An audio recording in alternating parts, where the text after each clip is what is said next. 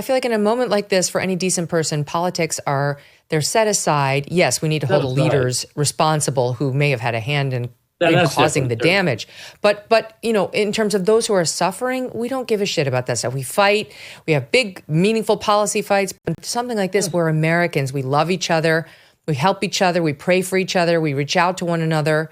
I mean, I have been distressed to see the number of messages online directed at you and Sarah, like, good, because people know that there was one I saw, this woman, Karen Piper. She's got, she was forced to later delete it, but she's got tens of thousands of followers. She writes, James Woods' house is burning down.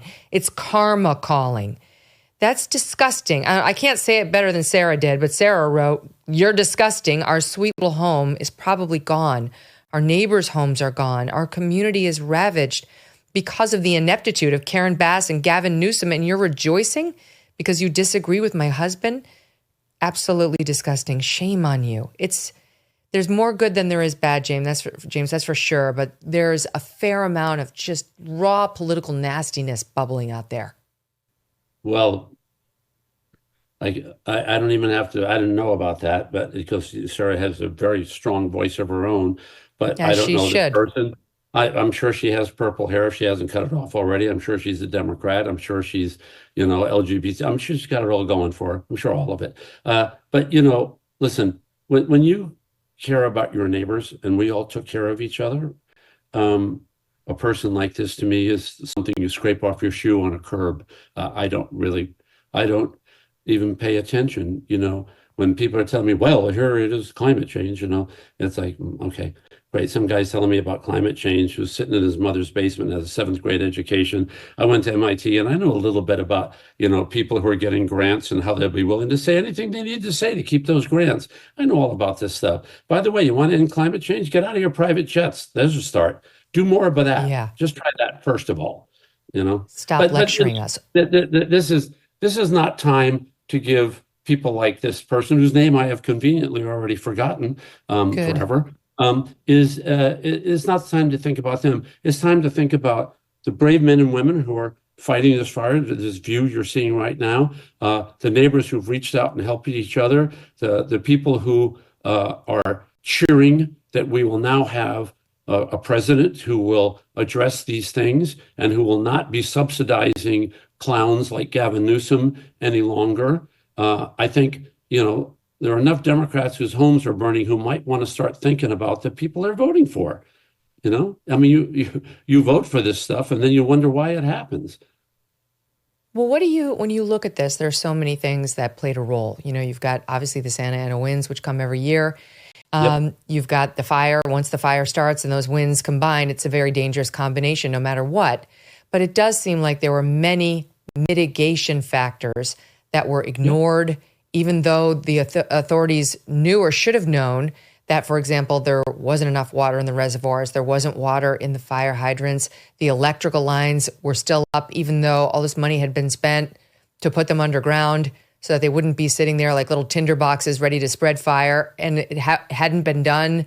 It just seems like there's a fair amount of things the underfunding of the FD, the LAFD, the underfunding of the LAPD to direct traffic and get people out of there in an orderly fashion. I mean, you tell me where you're going now in terms of what could or should have been done that wasn't.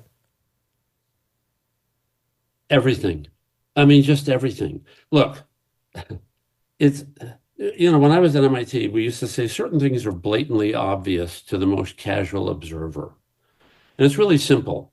We're going to invade a beach in a war. But our guys aren't going to have guns. They're going to have sticks because, we don't believe in guns. And they're not going to have protection because, we believe that the almighty Zeustra is their protector and all this horseshit that people come up with.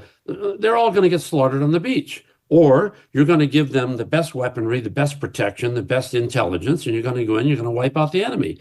It's really simple. We have a multi-pronged enemy in fire zones in California. We are high desert, high and low desert, both in California. We have ferocious Santa Ana winds. They've been here for millions of years.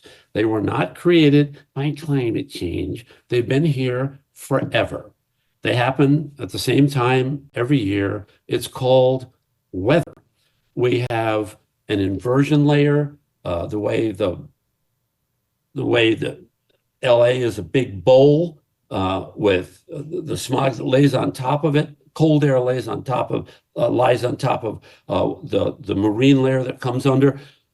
I know which we evacuated yesterday, for example, in the direction opposite that everybody else was doing, because living where we lived, I knew that the wind always came off above the 3 palm trees across the street. It came this way. If we looked at that video again, I bet you'll see the flames are blowing, from my point of view, right to left.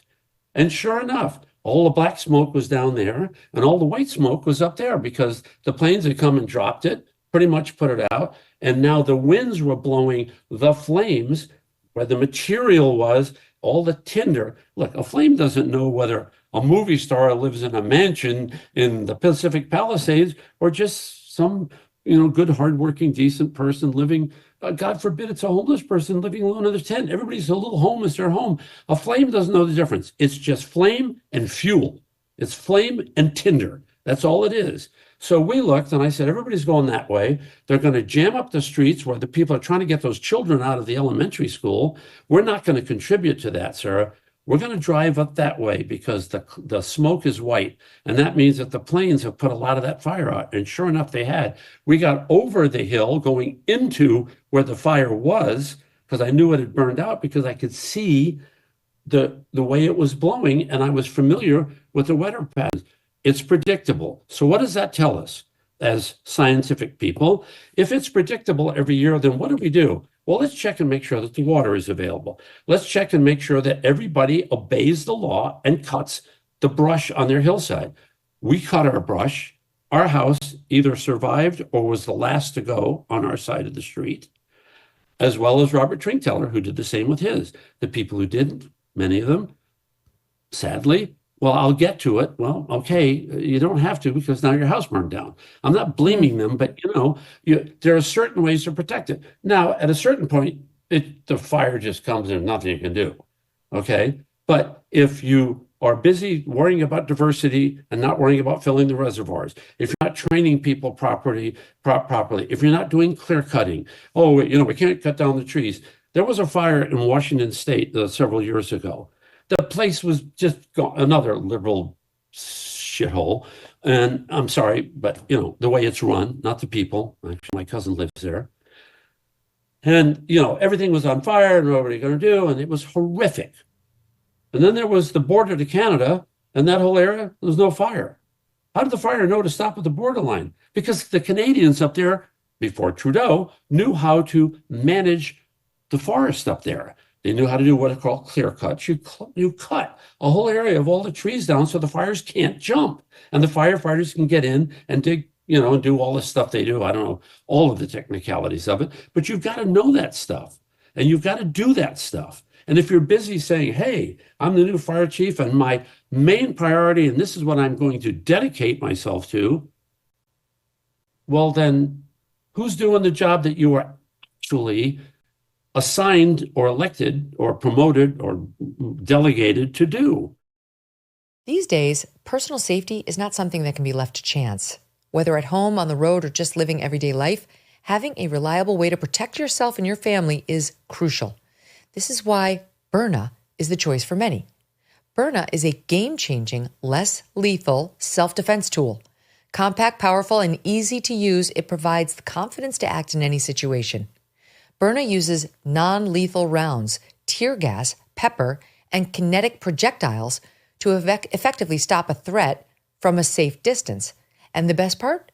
Byrna can be shipped directly to your door, and it's legal in all 50 states.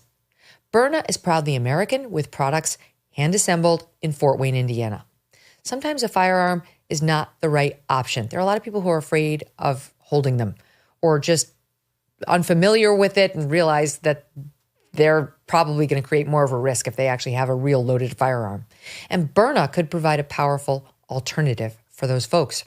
Protect what matters most with Byrna. Visit Byrna.com. That's BYRNA.com/Megyn to receive a 10% discount and learn why thousands of people and law enforcement agencies are making the switch to Byrna's less lethal protection. Byrna, non-lethal self-defense, always ready.